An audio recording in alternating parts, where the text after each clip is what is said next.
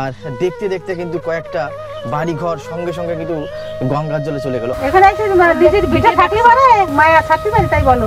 ওই জন্য ভাঙাটা দেখতেছেন এখানে।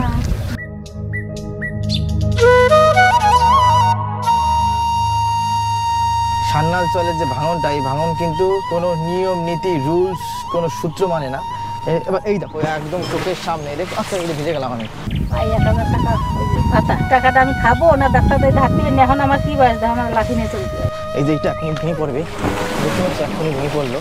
মানে এটা আমাদের এখানে আসি আমরা, এটাও রিস্ক।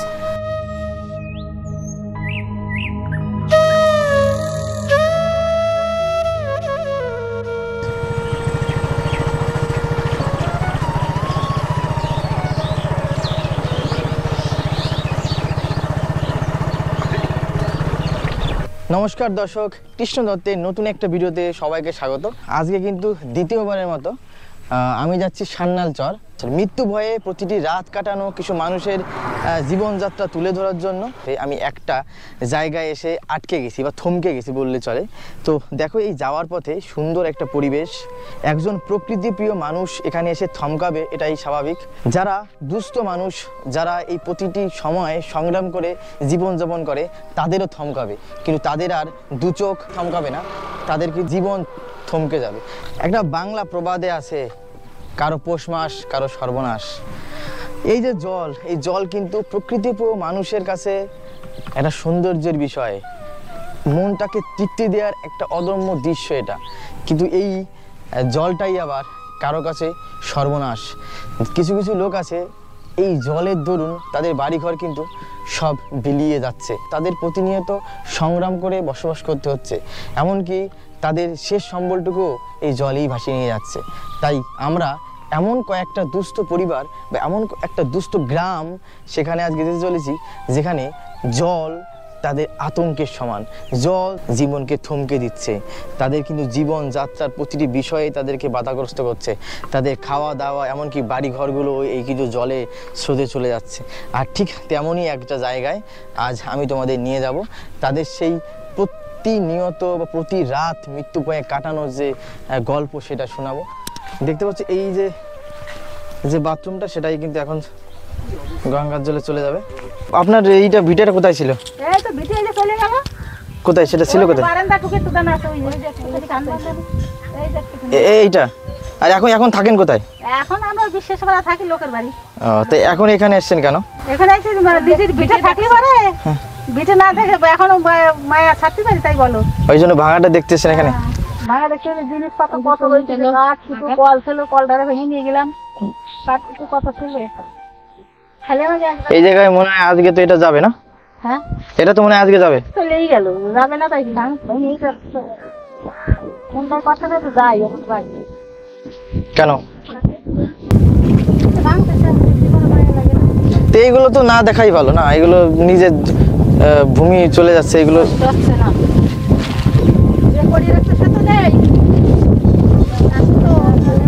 কে পরিবারে কেউ নেই নাকি? কিছু করবে না? এখন কি একা একাই থাকেন নাকি? একাই খাই না, ছেলের কাছেই খাই। ছেলে তো ওই করার, ছেলে বলছে সব ফেলায় দাও, ফেলায় দিতে তো হবে না, আমি তো রান্না করে খাবো, আমার গাছ কিছু রয়েছে। আর এই জায়গাটা তৈরি করেছে কে? জায়গা আমার তৈরি করে দিয়েছে, কিনে দিয়ে গেছিল আমার স্বামী, বাড়ি ঘর সব করে দিয়ে গেছিল। তো উনি এখন নেই, তাহলে ওনার স্মৃতি সেগুলো তো চলে যাচ্ছে। চিন্তা করতাম আমি নাই বলে তো আমার ঘর বাড়ি, আমার জায়গাও কিনতে পারিনি, ঘর বাড়িও করতে পারলাম না, কোন জায়গা যাবো কোন জায়গা থাকবো সেই চিন্তা করতেছি। তো ওনার স্মৃতিও তো এখন নেই না? আর থাকলো না কিছুই। এতদিন তো দেখতে এখানে যে এটা ওনার করা, এটা ওনার করা, এখন তো সেটাও থাকবে না, কারণ সেটাও থাকলো না, কোনো জিনিসই থাকলো না। কি করবো তাই চিন্তা করে পাই 1000 টাকা ওই যে ভাতা, সেই টাকাটা আমি খাবো না, ডাক্তারদের ধার দিবেন না, এখন আমার কি বয়স, আমার লাঠি নিয়ে চলতে হয়। তো ছেলে কি করে, মানে দেখে না ঠিকঠাক? আরো দুটো বাচ্চা আছে, সে বাচ্চাকে দেখবে না আমারও দেখবে। ওই যে ভেঙে যাচ্ছে, দেখছো? ওই যে ফল পায়খানাটা চলে যাবে, এখনই যাবে, গাছটা চলে যাবে এক্ষুনি। এই যে ফল এক্ষুনি যাবে দুমদাম করে। এই যে যে জায়গাটা দেখতে পাচ্ছ, এই জায়গাটা কিন্তু এই যে ঠাম্মা, এই ঠাম্মার জায়গাটা কিন্তু এইখানে ছিল। উনি কিন্তু এখন আপাতত একটু ওই পাশে স্থান নিয়েছে, কিন্তু তারপরেও এখানে কিন্তু বসে আছে। ওনার নিজের হাতে তৈরি করা ঘর, নিজের হাতে তৈরি করা জমি, সেটা যে ভেঙে যাচ্ছে, সেই ভাঙা জিনিসটার শেষ অবধি গঙ্গার জলে চলে যাচ্ছে, সেটা নিজের চোখে দেখার জন্য উনি কিন্তু সকল কাজ বন্ধ করে এখানে বসে আছে। তো কতটা করুণ পরিস্থিতি দেখতে পাচ্ছ। এই যে এটা এখনই ভেঙে পড়বে, দেখতে পাচ্ছ এখনই ভেঙে পড়লো। মানে এটা আমাদের এখানে আসি আমরা, এটাও রিস্ক। এই যে ফাটল ধরেছে, এই যে এই বাথরুমটা এখনই পড়বে এখনই। তো আমরাও খুব রিক্সে আসি, যদিও সমুদ্র দেখার জন্য যে আজকে প্রচণ্ড লেভেলের ভাঙন। ইন্দ্রাজা বলছে যে আজকে ভাঙনের পরিমাণ কিন্তু বেশি। আর আজকে যে জলের যে স্রোতটা, অসম্ভব স্রোত, অসম্ভব স্রোত। আগে যেদিন আসি এখানে, কিন্তু আগে একদিন এসেছিলাম, সেদিন কিন্তু এতটা ছিল না। আজকে কিন্তু প্রচণ্ড লেভেলে। এইখানে সবে মাত্র থাকতে থাকতে সবে মানে চোখের সামনে কিন্তু অনেক ভেঙে চলে গেল। মানে আমরা যে এখানে আসি সেটাই একটা রিক্সের বিষয়। দেখতে পাচ্ছ কী অবস্থা। এখানে বসে কারোর সাথে কথা বলাও একটু রিক্স হয়ে যাচ্ছে, কারণ বুঝতে পারছো সবার যে মনের অবস্থা, এই ভিতরে কারোর সাথে কারোর কথা তোলাটাই কেমন হচ্ছে। দেখলে অসম্ভব খারাপ অবস্থা। নদীর জলে যে মানুষের ঘরবাড়ি চলে যায়, সেটা সাধারণত আমরা এমনি দেখেছি। আমি নিজের চোখে এই যে প্রথম দেখছি যে অসম্ভব দেখো ভাঙন, কারণ ফারাক্কার বাঁধ অটোমেটিক ছেড়ে দিয়েছে। এই যে জলের এমনি এখানে প্রচণ্ড চাপ, তারপরে সেই চাপটাই কিন্তু এইখানে এসে আঘাত হানছে। আর দেখতে দেখতে কিন্তু কয়েকটা বাড়ি ঘর সঙ্গে সঙ্গে কিন্তু গঙ্গার জলে চলে গেল। আর এই যে দেখতে পাচ্ছ নারকেল গাছটা, এটাও এখন যাওয়ার পথে। এই যে বাথরুমটা, এটা অর্ধেকটা চলেই গেছে, এখনই চলে যাবে ভিতরে, ওটা শিওর এখনই যাবে। তো দেখো আমরা কিন্তু রিক্সে যেতে পারছি না, সামনে গেলে কিন্তু এটা সম্পূর্ণ ভাঙন দেখানো যেত, কিন্তু এইখানেই দাঁড়ানোই রিক্স। কারণ নিজেদেরও তো একটু সেফটির বিষয় আছে। সান্নাল চলের যে ভাঙনটা, এই ভাঙন কিন্তু কোনো নিয়ম নীতি রুলস কোনো সূত্র মানে না। এবার এই দেখো একদম চোখের সামনে, দেখো আচ্ছা এটা ভিজে গেলাম আমি, চোখের সামনে কিন্তু জল, চোখের সামনে। মানে আমি তো এইখানে দাঁড়িয়ে আছি, দেখো আমি এইখানে দাঁড়িয়ে আছি, আমার এইখান থেকে ভেঙে গেল। ধরো আমি এখানে দাঁড়িয়ে আছি, আমি সহজেই চলে যাই, কি একটা পরিস্থিতি হবে।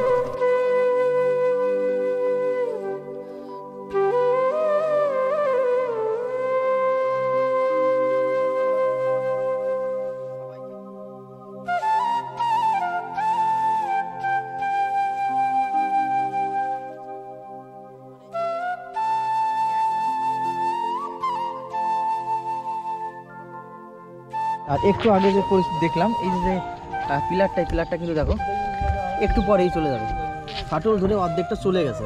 এখন আর একটা গেলেই কিন্তু এই যে পিলার, কারেন্টের পিলার, এটা কিন্তু চলে যাবে পুরোটাই গঙ্গায়।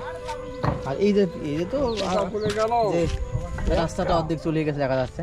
হ্যাঁ কতটা চলে গেল, অনেকটা জায়গা না, তার আগে আমাদের চাষের জমি অনেক ছিল, সব চলে গেছে। কত ছিল চাষের জমি? এই বাড়ির দাগেই প্রায় 9 বিঘা জমি। 9 বিঘা জমি ছিল, সব চলে গেছে। হ্যাঁ, এই কিছু থেকেও আমাদের কিছুই নেই, সব চলে যাচ্ছে। জীবন যাপন করতে হয় ভয়ের মধ্যে দিয়ে, তো কখন রাত্রে হয়তো ঘর ভেঙে যাবে তার ঠিক নেই। হ্যাঁ, যারা যারা দেখছেন এই ভিডিওটা, এই ভাইদের ভিডিওটা, তারা অবশ্যই আমাদের গ্রামে আসুন, দেখুন আমরা কি পরিস্থিতিতে আছি। আর সরকার আপনাদের দ্বারাই যদি সম্ভব হয়, সরকার যদি আমাদের জন্য কিছু চিন্তা ভাবনা করে, আমরা তো বাঁচবই, আর আমার গ্রামের সব মানুষগুলো বাঁচবে। এখনো যদি সরকার আমাদের জন্য যদি কোনো ব্যবস্থা নেয়।